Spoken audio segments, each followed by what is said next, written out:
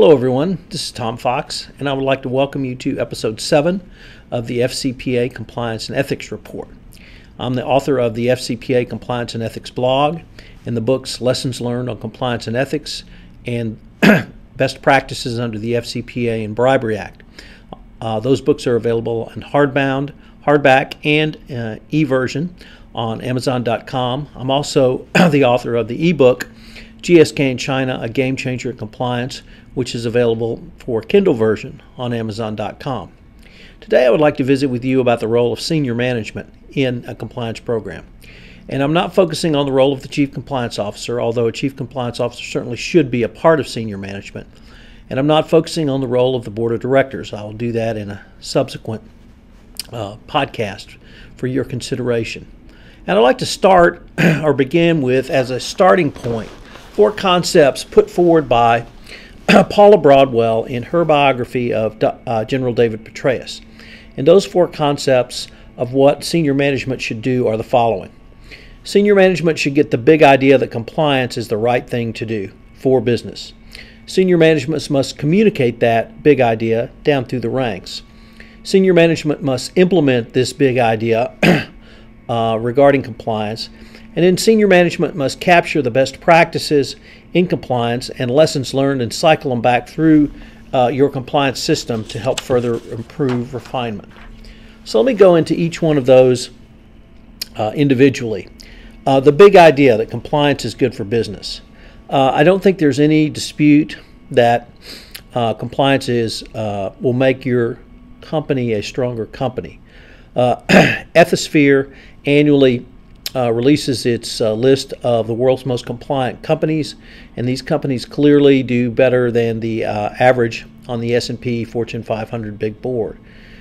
Further, if you do business in compliance with anti-corruption laws, I think you will find obviously less chance for getting into FCPA or other hot water, but you'll also garner greater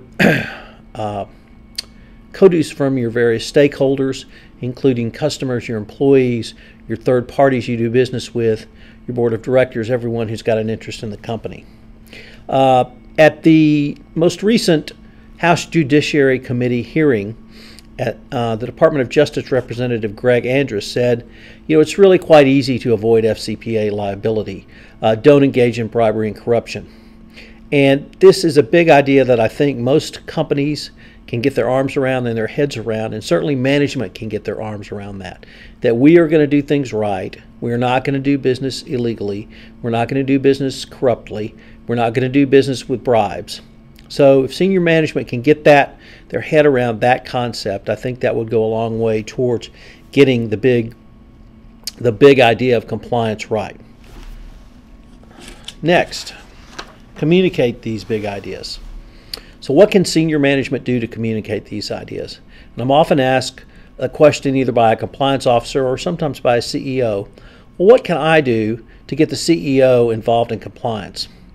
First of all, your compliance officer can do the following. They can write an email for the CEO, and the CEO sends that to his direct reports. However many executive vice presidents or executive presidents or other direct reports that your CEO has.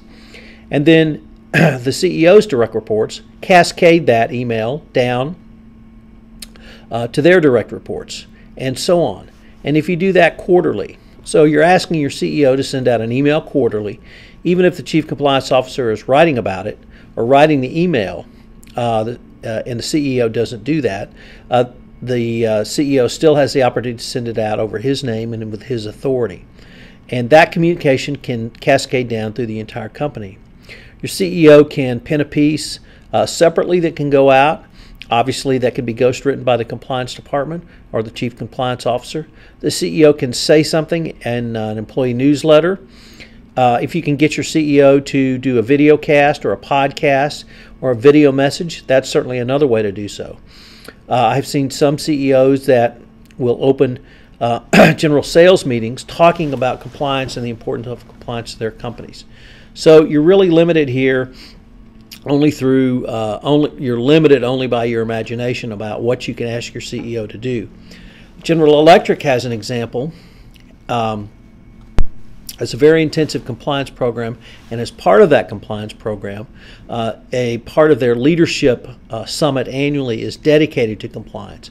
And this is discussed, the importance of compliance to GE, and a discussion about, specifically about doing business in compliance even if you can't make your numbers. But I think GE takes it to another step that I heard a GE compliance representative say.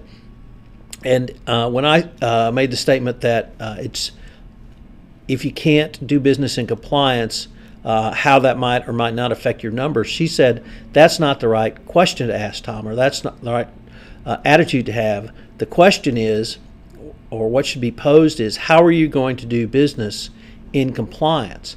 And it's up to the responsibility of the salesperson to do business, make the numbers, but do it in compliance. So the challenge is cascaded down through the organization that you need to make your numbers. You need to make your numbers in doing business in compliance. And if you can communicate that big idea, if senior management can take that tone, and it's more than just the CEO, it is senior management. It's your executive VPs, it's your country managers, all the way down. I think that will go a long way towards helping you do business in compliance.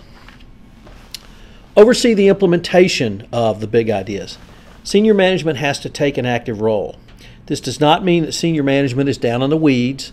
This does mean that senior management needs to have an oversight role.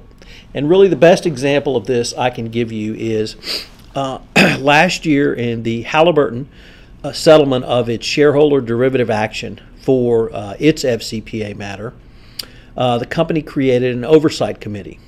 And this oversight committee sat above the chief compliance officer, but below the board of directors. It had several senior VPs or executive presidents, vice presidents at the Halliburton level, and they were there to put another set of eyes on, in addition to the chief compliance officer. So in addition to having the audit committee of the board looking at it from their perspective, you had senior management meeting quarterly or biannually I should say, to oversee the compliance function within the company. This is really the best example I can give to you of senior management involvement outside of the chief compliance officer, and it gives you the opportunity to have visibility for both the resources and funding and the actual implementation and ongoing enhancements of your compliance program. So if this is something that your company does not have, I would urge you to consider implementing some type of compliance oversight committee that once again sits below the board of directors but sits above the chief compliance officers. And number 4, capture your best practices and lessons learned and cycle back. This ties into something the Department of Justice has made clear over the past several years regarding risk assessments. They advocate a risk assessment as the foundation for any compliance program. I would also advocate that as a part of your senior management role in going forward with your compliance program. Utilize your risk assessment as a roadmap for the steps that you're going to take going forward.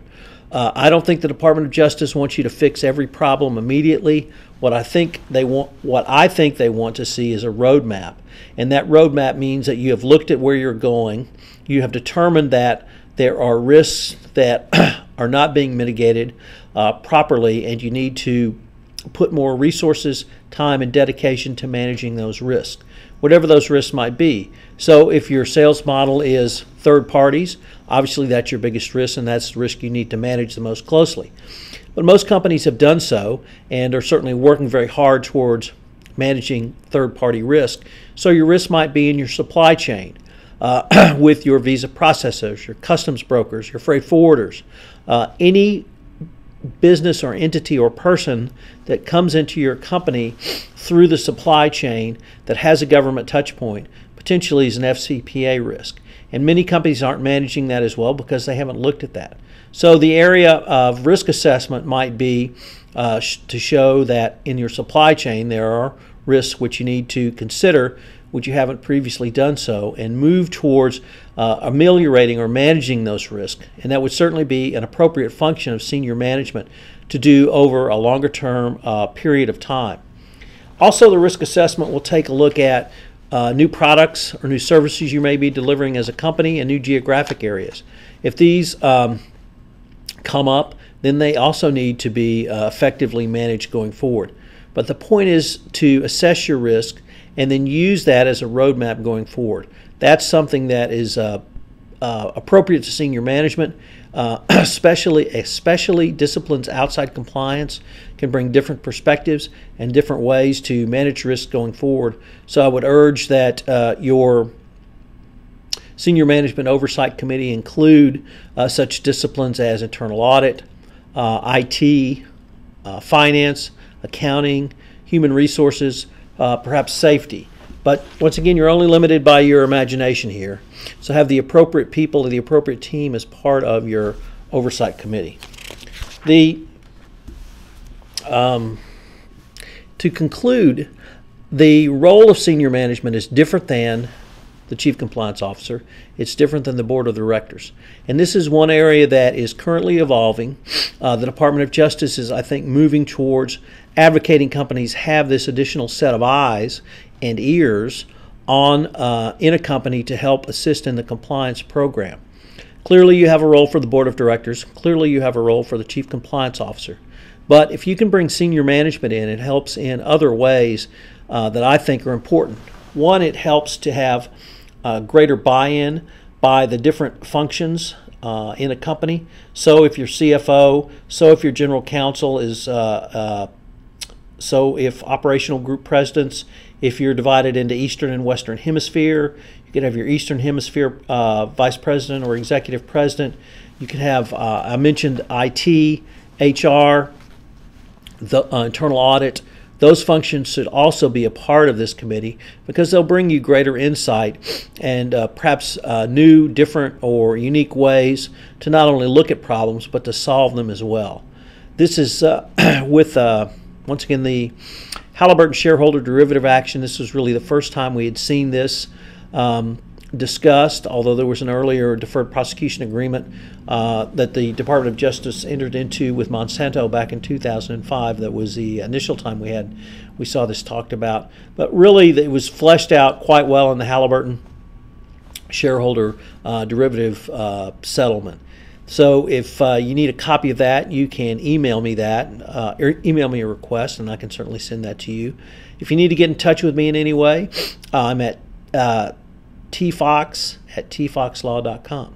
So appreciate you listening to episode 7, and I'm looking forward to sharing episode 8 with you. I have an interview with Barry Vitale, one of the Bribery Act guys. So I hope you'll tune in for episode 8. Thank you.